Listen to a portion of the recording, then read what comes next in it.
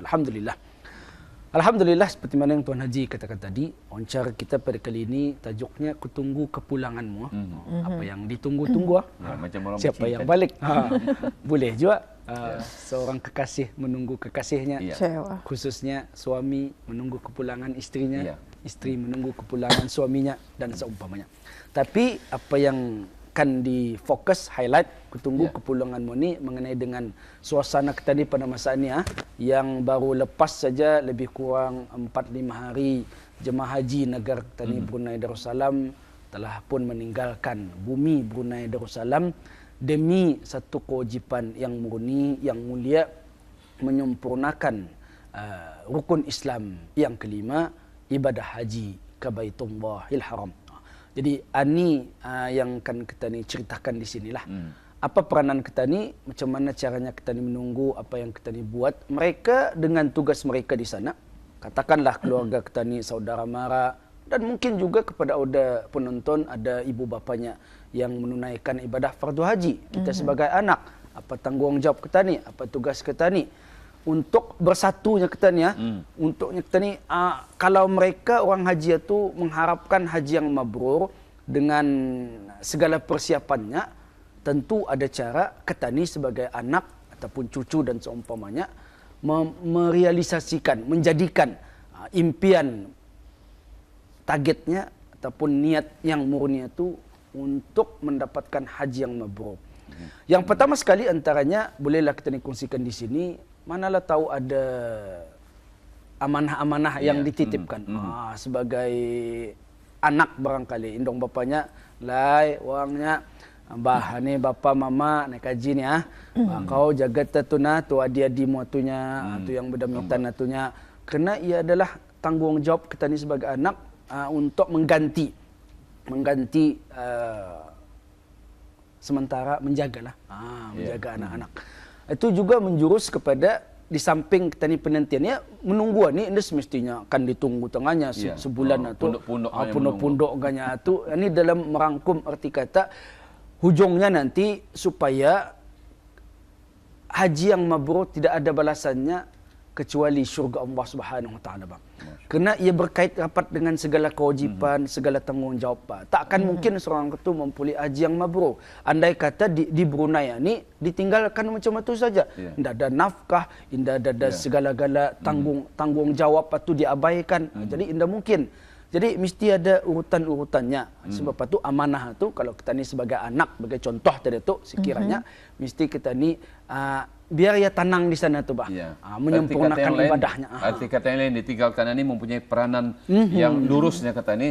Jangan sekarang indong bapa atau suami atau isteri menunaikan fardu haji yang tinggal ini membuat sesuatu yang terpesong. Misal kata kalau kita ni lihat dulu-dulu Ustaz mengamburkan baras kuning yang mana diamburan ini adalah rezeki. Jadi satu kesalahan. Dan lebih-lebih lagi misalnya dulu ada kata ni bertarik keratas Allah Muhammad macam-macam tu. Jadinya ini bercantum tu nya. Kemudian balik karena dicantum walaupun seorang satu. Dan ada lagi kain puadai apabila balik. Kain puadai ini kain putih yang direntang tu digunting-gunting kemudian bila jemaah haji datang ia akan berebut-rebut menarik kain puadai ini. Mengambil bakat lah tu. Sehingga jemaah ini kan terabah bolehnya. Banyak ni jemaah berjunyak sudah tidak tarik-tarikan. Ini diantaranya kepercayaan lah. Dan juga kalau di Kampung Aing dulu saya masih ingat kalau orang naik haji biliknya indah boleh ditutup lampung. Pakai lampung lantiran ni Ustaz. 24 jam kalau sebulan itu on. Macam-macam dulu tu. Lepasnya makan dah boleh dicuci. Biliknya dah boleh sapu. Bawah bilik dipagar lagi tu di bawah rumah tu. Jadi inilah di antara pantang-pantang dulu-dulu ni. Jadi yang rasanya bertentangan dengan agama, perkara-perkara yang patut kita elakkan perkara itu. Alhamdulillah apa yang Tuan Haji katakan tadi memang namanya orang lama Fazilah ini lebih dulu makan garam cukup berpengalaman. Saya alhamdulillah memang turut merasakan ampit juga sampat juga ketika mana melihat indong bapa kita ni Datuk Nini naik haji ada juga keadaan-keadaan yang macam itu dan waktu kita ni sendiri naik haji pun kadang-kadang melihat juga suasana yang macam itu tapi sedikit berbeza. Tapi apapun, inilah antara contoh-contoh perkara yang perlu kita elakkan. Ini istilahnya kita ni jangan melakukan perkara-perkara yang khurafat benar. Antara perkara-perkara khurafat yang konon-kononnya sebenarnya ia punya targetnya. Contohnya kalau bercarek tadi itu yang Allah Muhammad supaya nanti sekarang ia selamat balik semula bercantum seperti mana bercantumnya Allah dan Muhammad.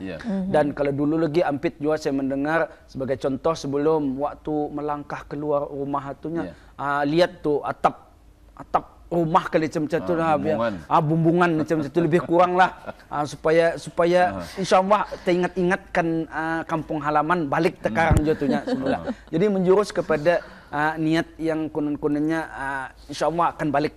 Tapi dengan cara yang berbentuk-bentuk yang perkara-perkara yang tidak bercanggah dari segi ajaran agama Islam kita ni tu. Sebab itu kita ni alhamdulillah di negara kita ni Brunei Darussalam ilmu agama tu semakin berkembang dan semakin maju. Alhamdulillah. Kalau dulu barangkali wallahu alam dah perlulah kita ni petikaikan kenapa dan mengapa, antaranya mungkin kekurangan ilmu barangkali. Tapi sekarang ilmu sudah semakin meningkat. Kita ni sudah tahu perkara tu dah boleh. Jadi jangan lagi kita ni buatlah. Dulu yang kita ni kurang sedikit. Tuan Haji yang masa ni kita ni apa yang perlukan kita ni tunggu jemaah haji negara kita ni Brunei Darussalam khususnya Indong Bapa kita. Bahapa kita ni untuk menjurus supaya untuk menyokong Indong Bapa tu mengerjakan haji itu dengan sebenar-benarnya. Zaman sudah canggih, semakin moden. Gunakan aplikasi tertentu seperti WhatsApp kah, apapun bentuknya lah, Telegram kah, telefon kah, telepon kah. Tua dulu lah tu. Jadi gunakan. Kalau menelpon, kita ni tanyalah sedikit, apa kita Pak? Alhamdulillah, sihat kita, sudah kita mengerjakan. Jadi itu salah satu cara untuk kita ni sentiasa mengingatkan ia supaya mengerjakan amalan-amalan rukun-rukun haji, wajib-wajib haji menjurus kepada haji yang mabrur, kesempurnaan haji itu bang. Katanya di sini pun ada perkara-perkara yang boleh kita lakukan. Kalau misalnya kita ni bersedekah cara yang betul lah. Dan ni bersedekah orang itu doakanlah disediakan kaji tolong doa sama-sama berdoa. Jangan hanya bersedekah tu sedekah payung supaya yang dah panas di sana, sedekah selipar supaya yang dah panas batisnya. Dulu ada cara itu saja. Sedekah air gelagah supaya yang dah kering leher. Jadi barangkali indah ada hubung kaitnya barangkali Ustaz dapat menjelaskan ni perkara Ustaz. Memanglah wallahu alam mungkin kekurangan ilmu ataupun ditakuti terpengaruh dengan persekitaran pada masa itu yang terbawa-bawa dengan ajaran yang bukan datangnya daripada ajaran agama Islam kita ni. Contoh macam Tuan Haji itu sedekah payung lah, apalah itulah. Jadi bersedekah itu adalah satu amalan yang terpuji dan sangat digalakkan di mana sahaja kita ni berada dan pada bila-bila masa saja. Termasuklah dalam arti kata kita ni yang ditinggalkan ini dan alhamdulillah orang yang meninggalkan pun, maksudnya orang yang haji kadang ada sedikit duit disimpannya, ditinggalkannya ininya untuk nafkahnya, untuk menyara kehidupanmu. Tapi dengan syarat, perhatikan baik-baik, camkan benar-benar, jangan sampai berlakunya satu pembaziran ataupun pembebanan sehingga sedekah yang hukumnya sunat pada asalnya melibatkan kewajipan asasi yang untuk makan minum itu tergarap. Contohnya Indong bapanya wangnya ini kutinggalkan duitnya 500 ataupun 1000 sebagai contoh lah, terpulanglah kepada kemampuan seseorang. Ini untuk makan minum seharian tu dia di mutu ramai tu 4-5 orangnya sebulan. Jadi jangan digarap tu, biar tu untuk makan minumnya. Kalau akan bersedekah duit yang lain ataupun mungkin ada duit sendiri kah, ia sendiri yang bersedekah, dah salah sebagai anak kan. Bersedekah macam Tuan Haji tadi, kita orang pakai miskin, orang susah, alhamdulillah. Didoakannya tu manalah tahu menyangkut ada keberkatan di sana.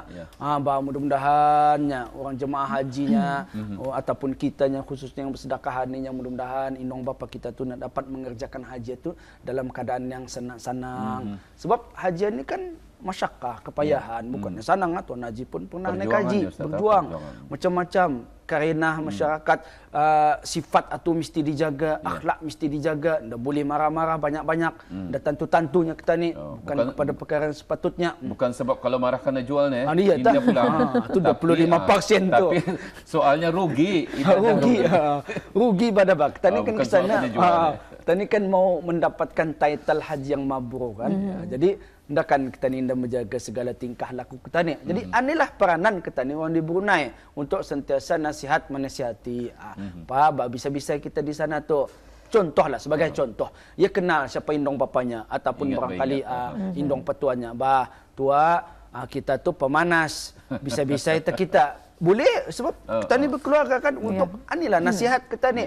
Tapi dengan nada yang sedikit bersopan lah. Ingat bapak kita tu ndak dapat salah sedikit saja marah kita. Ini kita naik kaji ni, jangan kita bawa-bawa perangai tu macam tu.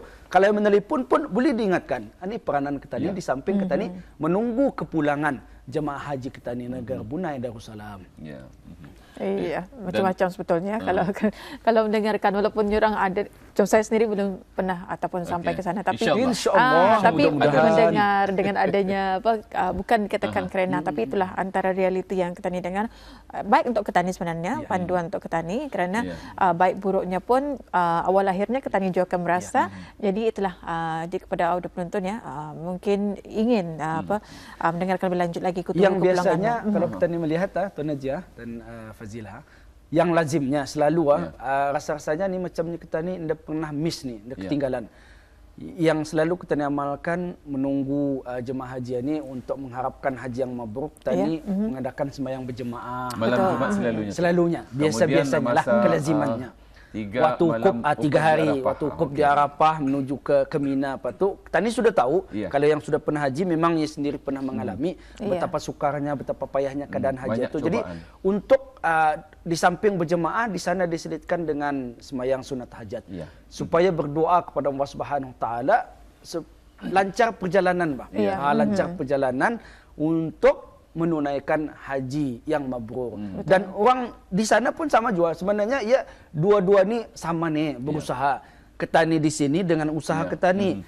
Dan orang yang naik haji pun sama juga. Mereka pun ada sembahyang berjemaah, dengan sendiri pun ada, dengan berkelompok pun ada, dengan sesama jemaah sendiri pun ada. Tapi ketani di sini, cerita ni kutunggu kepulanganmu ketani di Brunei ni. Kita ni bolehlah mengerjakan sembahyang berjemaah malam Jumat ke, ikut mana yang kita ni mampu, dan bila waktu kita ni senang. Tidak, kita ni tidak boleh mengatakan wajib ianya malam Jumat juga ataupun mesti. Bila-bila masa sebenarnya, nak kira hari Senin kah, hari Selasa kah? Kalau Indah mampu pun mengadakan barangkali belanja banyak, mengadakan itu satu keluarga ataupun barangkali bersedekah atau imam tolong sembahyang hajat. Tren masa ni kebanyakannya juga di masjid. Sedikitnya kita ni jalan pintas sedikit. Tapi jangan ini sekadar berkongsi dan juga untuk pandangan kita ni semua demi untuk kebaikan bersama. Walaupun diserahkan ke mana-mana, maksudnya anda semestinya lah di masjid ke arah orang susah ke arah siapa. Kita ni sebagai keluarga sebenarnya, khususnya anak-anak, kita ni berperanan kerana doa ibu bapa kepada anaknya, doa anak kepada ibu bapanya tu jauh lebih bagus ada keberkatan di sana sebab kesungguhan supaya indong bapa kita itu benar-benar tagap dengan adanya turunnya doa. Mana nak tahu mustajab pada ketika itu. Betapa susahnya anak-anaknya tu di samping ia tugas sehariannya menjaga anak cucunya, ia pun sendiri mendoakan indong bapanya, itu lebih baguslah, lebih afdalnya kita ni. Kalau amba Ustaz masa damit dulu suka ni musim haji ni. Sebab apa tu nah? Kerana sedekahi. Nice. Kalau balik sekolah agama, saya melintas sering rumah orang menunaikan fardu haji. Dia perlahan sikit berjalan tu. Perlahan supaya kena sedekah lambai tu sedekahi roti minuman. Kalau limpas indah ada berbalik lagi semula tu Ustaz. Dibirisi lagi. Ini yang ditunggu di sedekah. Memang dulu Ustaz bersedekah-sedekah macam tu. Konsep sedekah itu kita nak ambil lah. Tapi nawai itu jangan berubah. Macam misalnya bersedekah payung apapun disedekahin dah salah. Tapi jangannya bersedekah payung mesti dah panas. Ini yang membawa salah tu. Jadi dalam perkara-perkara macam inilah arti kata yang lain, kata yang tinggal ini membuat sesuatu yang berkebajikan yang dituntut oleh agama, bukan sesuatu yang bertentangan dengan agama. Betul. Jadi dalam pada tu ingat-ingatlah mana-mana yang bertentangan dengan agama tu katanya itulah. Elakkan, jangan dibuat. Tempat merujuk Pak Ustaz. Alhamdulillah. Katanya boleh buka internet. Boleh. Kalau dulu mana ada tu, radio pun payah mendengar bang mengenai dengan hukum hakam haji ni. Terutama sebelum radio. Sana banyak sudah. Sekarang ni semua terdapat radio, terdapat TV, sanang internet dan sebagainya.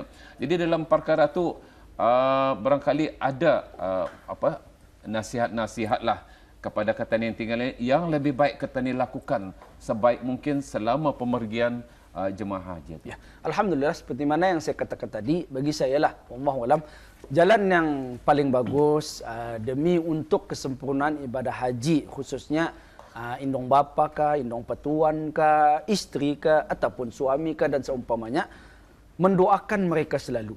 Doakanlah mereka selalu. Jangan kita ni lupa setiap detik, khususnya waktu sembahyang itu. Ya Allah, berikanlah kemudahan kepada indong bapaku yang melaksanakan ibadah haji. Tetapkanlah keimanannya, kuatkanlah kesabarannya. Kerana kita ni tahu, waktu haji itu segala-gala boleh berlaku. Dari segi kesabaran mencabar, dari segi akhlak apa segala-gala mencabar jiwa. Kita ni mesti bersiap jiwa raga lah. Spiritual, mental pun, mentality pun mesti buat tanggap segala-gala. Ujian itu banyak, termasuklah kewangan. Dan setelah itu nasihat, kalau ia ada mewasap apa, selitkan bentuk nasihat di sana. Ataupun telefon, selitkan sedikit. Jangan yang lain macam buah tangan itu, bolehlah anda pulang salah. Pak, sudah kita belikan, nendah ko, kiriman ko. Anda jo salah, anda jo saya katakan salah tuan aja. Tapi itu kalau seorang pun sudah bilang orang, itu yang mengganggu. Tapi yang lebih penting tadi itu nah segala nasihat tadi. Nasihat tadi itu. Dan ketika balik nanti jangan kita ni melakukan perkara-perkara khurafat ataupun perkara-perkara yang tidak ada di dalam agama Islam. Seperti yang contoh macam Tuan Haji kata-kata ni, segala powder lah, segala apa beras kuning lah, segala apalah segala-gala tu dengan niat lagi. Dengan niatnya tu untuk mengambil keberkatan. Kita ni memang maklum orang yang balik haji, alhamdulillah doanya mustajab. Alhamdulillah dimakbulkan. Tapi kalau langsung tidak ada niat apa-apa, sajanya kita ni adalah sampai kepada kufur ataupun khurafat. Ada lagi Ustaz bergarbang satu perkara tu dulu hampir saya tu. Memang tu Ustaz. Kalau dulu anda bergarbang anda meriah. Sekarang ni garbang ala kadar lah. Kain rentang saja. Pakai bena. Pakai bena. Kemudian dan boleh di apa kalau 2-3 tahun naik haji ataupun orang lain boleh bertukar, boleh dipakai lagi. Jangan dibuat tahunnya macam dulu. Saja. Jangan dibuat tahunnya saja. Kalau dulu segala daun nipah dan segalanya. Dan satu perkara ni Ustaz yang barangkali yang menarik perhatian jarang-jarang dilakukan. Ada orang tua-tua dulu lebih percaya ni. Orang balik kajian ini dicium pusatnya. Ini akan membawa berkat. Yang mana mungkin kepercayaan ini barangkali Ustaz dapat menerangkan perkara ini Ustaz. Alhamdulillah ini macam tapi laki-laki sama laki-laki ni. Baru banang ni Tuan Haji. Cium pusatnya ni. Dalam Islam dia berpeluk-pelukan itu memang ada dianjurkan. Waktu perjumpaan biasa pun ada, apatah lagi dalam balik haji bersalam-salaman, doa mendoakan memang dianjurkan dalam Islam. Wallahu alam sejauh ilmu saya belumlah pernah saya terjumpa memang ada Islam itu mensyuruhkan ataupun menggalakkan cium pusatnya ataupun ke mana-mana. Jadi bagi saya lah, mudah-mudahan saya tidak silap, jangan kalau akan bercium seperti biasa saja. Maksudnya cium tangankah kalau kita ni sebagai anak kepada indong bapa dengan lelaki. Tapi pastikan tu mahram tu jangan sampai melakukan persentuhan kulit yang diharamkan. Dan lagi perkara ini barangkali kalau dapat kata ni cadang, kerana ini cadangan Ustaz. Insya-Allah. Semasa pemergian jemaah haji ini apa kiranya di masjid-masjid itu setiap kali waktu itu masukkan dia doa jemaah haji itu supaya sihat walafiat, sempurna, selamat, tidak ada apa-apa halangan Alhamdulillah. Jadi ini di antaranya sebagai sedekah ke tani. Jawapan kalau Ustaz amal ibadah ke tani dalam memang ada sebahagian masjid. Alhamdulillah saya sendiri pun alhamdulillah ada juga mengamalkan setelah urusan waktu bertugas itu alhamdulillah memanglah. Tapi bagus tendangan Tuan Haji itulah insya-Allah. Mungkin barangkali satu perkara yang baik demi kebaikan jemaah haji negara Tani Brunei Darussalam juga. Kalau boleh keseluruhan masjid di negara inilah kalau boleh kata ni mengadakan macam itu lebih baiklah rasanya Ustaz kerana perkara ini perkara kebajikan. Samping kata ni beribadah, kata ni dapat pahala yang mendoakan orang tu. Karena dalam agama kalau kata ni inginkan yang baik, kata ni doakan orang yang baik. Jadi kata ni akan mendapat yang baik. Ini adalah salah satu jalan lah itulah. Tepat sekali. Jadi kesimpulan ku tunggu kepulanganmu. Macam rancak kata ni cerita. Lupa saya akan siap belakang. Iya insya-Allah. Mudah-mudahan Hayatul nanti sekarang menyusul. Amin. Mudah-mudahan ada rezeki, dikuatkan iman insya-Allah. Naik haji sekarang tu. Kutunggu kepulanganmu ya Jo sekarang gitu.